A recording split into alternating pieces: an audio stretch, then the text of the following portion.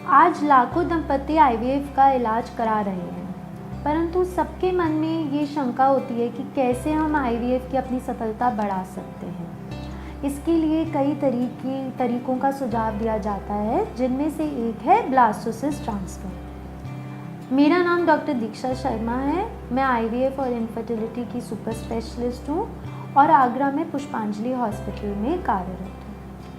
तो आज हम पहले ये बात करेंगे कि ब्लास्टोसिस्ट ट्रांसफ़र क्या होता है।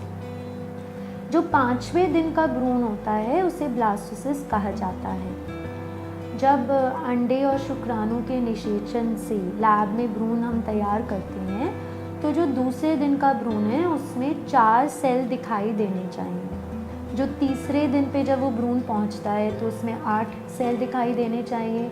जो चौथे दिन का भ्रूण होता है उसके आकार को मोरुला का नाम दिया जाता है और जो 5वें दिन का भ्रूण है उसे हम ब्लास्टोसिस्ट कहते हैं।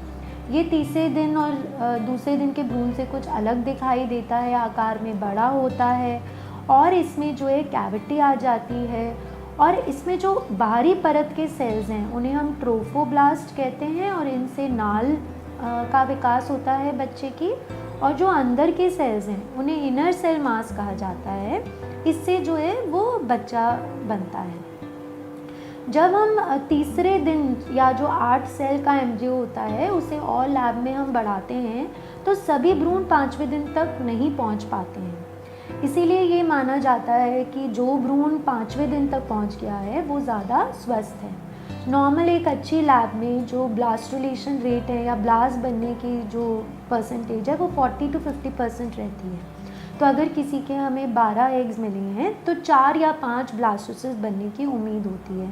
इसीलिए हम ये सोचते हैं कि ये जो ब्लास्टोसिस्ट वाला भ्रूण है वो प्रेगनेंसी के रेट्स बढ़ाएगा और इससे हमें प्रेगनेंसी की अच्छी उम्मीद होती है।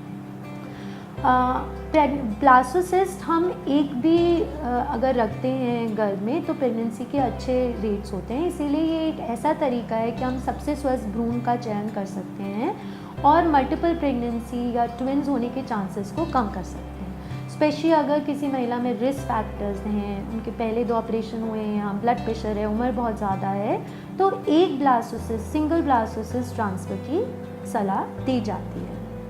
इसके अलावा अगर हम आनुवांशिक जांच करते हैं या जेनेटिक बायोप्सी से टेस्ट करते हैं तब भी ये पाया गया है कि तीसरे दिन के भ्रूण के कंपैरिजन में ब्लास्टोसिस्ट में जेनेटिक प्रॉब्लम्स कम होती हैं। इसीलिए अबॉर्शन भी ब्लास्टोसिस्ट ट्रांसफ़र में कम होते हैं।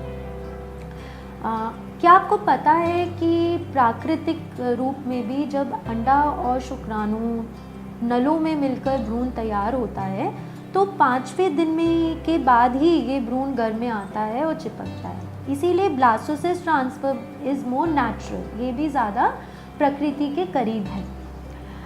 इसके अलावा अगर आपके उस महीने अंडे निकाले गए हैं और अगर हम 5 दिन तक भ्रूण को लैब में रखते हैं तब तक हमें ये भी पता चल जाता है कि महिला को अंडे निकालने से कोई प्रॉब्लम नहीं होगी, उनकी लाइनिंग भी तब तक और अच्छी हो जाती है और गर्भ में जो कॉन्ट्रैक्शंस हैं वो भी कम हो जाते हैं। इसलिए फ्रेश साइकिल में भी ब्लास्टोसिस्ट ट्रांसफ़र ज़्यादा बेहतर माने गए हैं।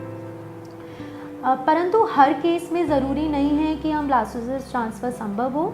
ब्लास्टोसिस्ट बनने की जो उम्मीद है, जैसे हमने बोला 40 to 50% जो एग्स हैं वो ब्लास्टोसिस्ट तैयार हो जाते हैं, वो महिला की एज, जो एग है, स्पर्म है, उनकी नंबर और उनकी गुणवत्ता, क्वालिटी पे डिपेंड करता है।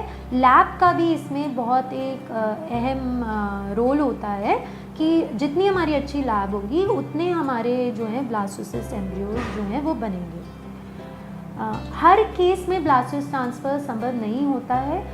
अगर हमारे केवल 2-3 ही अंडे मिले हैं या जो तीसरे दिन है केवल 2-3 ही अच्छे भ्रूण हैं तो अगर हम ब्लास्टोसिस्ट या 2 दिन और उन्हें लैब में रखेंगे और ब्लास्टोसिस्ट बनने का इंतज़ार करेंगे तो हो सकता है कोई भी ब्लास्टोसिस्ट ना बने और हमें वो साइकिल कैंसिल करनी पड़े, हमारे पास कोई भी अच्छा भ्रूण ना हो ट्रांसफ़र के लिए। इसीलिए जिनके बहुत कम अंडे होते हैं ज़्यादातर उसी तीसरे दिन ही उनका ट्रांसफ़र कर दिया जाता है।